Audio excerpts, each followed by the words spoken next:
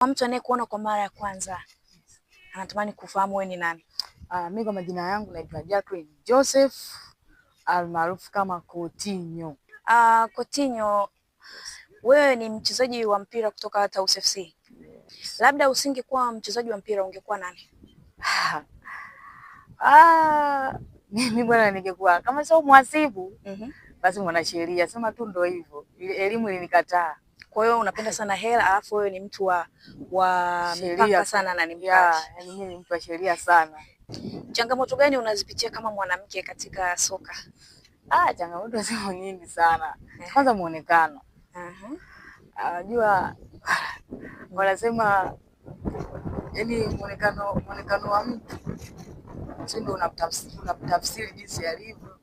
Kwa hiyo muonekano unakuwa changamoto sana. Kuna sehemu ambazo bado hajapata elimu ya kwamba mwanamke ni mwanamke tu. Kwa hiyo unakuwa unachukulia vitu tofauti. Kwa hiyo inakuilia ugumu kwamba kuna sehemu ukipita vidole vinakuwa vingi. Yule vipi? Lakini kwa waliokuwa na elimu hapana, mimi nje ya muonekano basi nachoka.